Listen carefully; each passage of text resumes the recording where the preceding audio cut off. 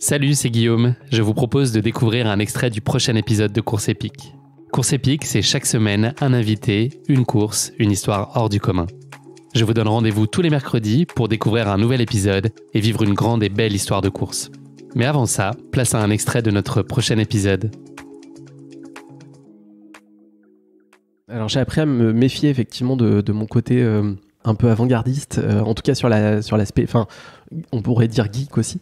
Et donc en 2009 effectivement quand j'ai ce désir de reprendre l'entreprise, ma vision c'est que le e-commerce est déjà là, puisqu'il y a déjà des sites qui vendent des chaussures notamment. Et donc moi je me dis il y a déjà un marché. Enfin, moi, j'achète déjà pas mal de choses sur Internet.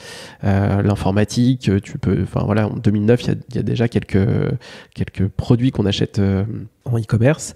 Et donc, moi, je me dis que le marché est déjà là et que ça va faire que grandir. Donc, pour moi, effectivement, l'objectif, c'est de se dire, on va faire passer Simalp d'un modèle de vente B2B. Donc, on vendait, mon papa, moi, son métier, c'était de vendre à des magasins. Et ensuite, ces magasins, effectivement, ont d'une certaine façon l'obligation de prendre 50% de la marge pour pouvoir couvrir leurs frais liés à la vente de leur magasin, le loyer, payer les employés.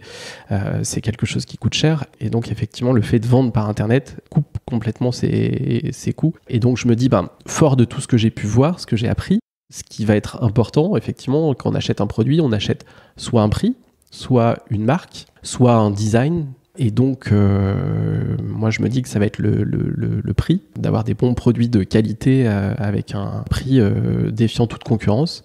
Et donc, je me lance comme ça dans l'aventure Simalp. Petite désillusion au début, en tout cas, sur le modèle que tu as imaginé, parce que la réalité des chiffres te montre des limites.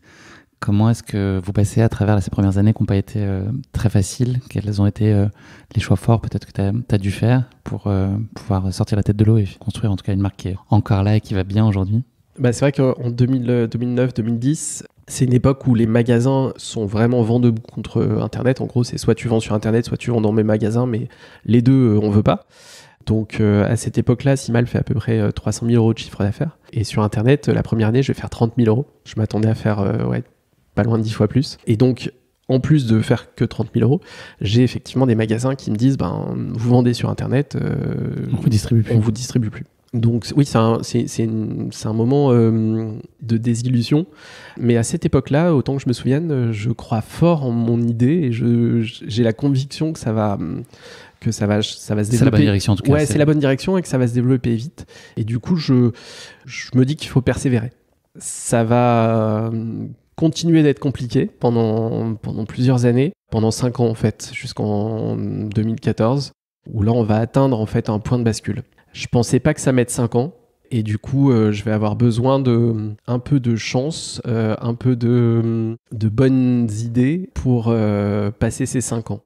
Le moment où tu vas voir ton papa et tu lui exposes que tu considères peut-être vendre Simalp, c'est un moment qui doit être émotionnellement très difficile. Ouais. Et j'imagine qu'il a observé en tout cas que ça allait pas exactement comme tu l'imaginais, mais ce moment où toi tu formalises l'idée d'une vente, j'imagine que tu es un peu dans tes petits souliers à ce moment-là, ou le cœur surtout. Ouais, c'est un échec, c'est clairement un échec. Après moi j'ai besoin de me construire, je me dis qu'il faut que je fonde une famille et que j'avance dans ma vie et que ça fait aussi partie de la vie, l'échec, et qu'il faut l'accepter. Clairement, oui, c'est une période hyper difficile, quoi.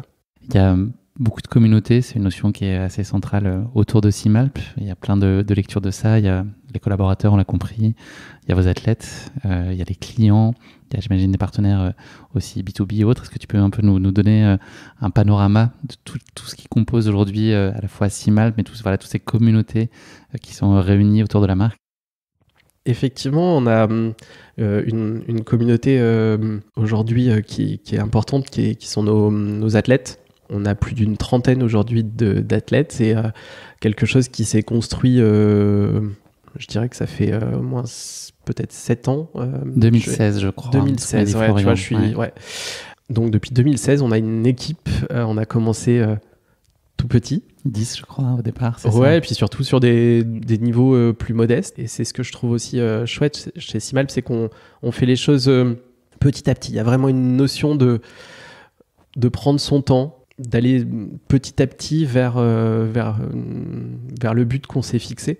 Avec humilité et aussi singularité, je pense que même ne serait-ce que même le casting de cette première équipe trail, enfin il y a un casting qui a été mis en place sur les réseaux sociaux, je crois déjà sur la forme c'était assez intéressant, au-delà de se dire que vous n'allez pas chercher que des champions du monde, c'est aussi déjà une approche un peu alternative. Ouais, on s'est posé les questions en fait de qu'est-ce qui effectivement toutes les équipes déjà à l'époque étaient sur la performance uniquement, avec à la fois l'humilité, mais peut-être aussi de la lucidité. On s'est dit qu'on était une marque quand même d'une taille assez modeste, en tout cas à l'époque, que si on voulait avoir un positionnement, il fallait peut-être qu'on choisisse d'autres marqueurs. Et c'est ce que Florian a vraiment bien réussi à faire.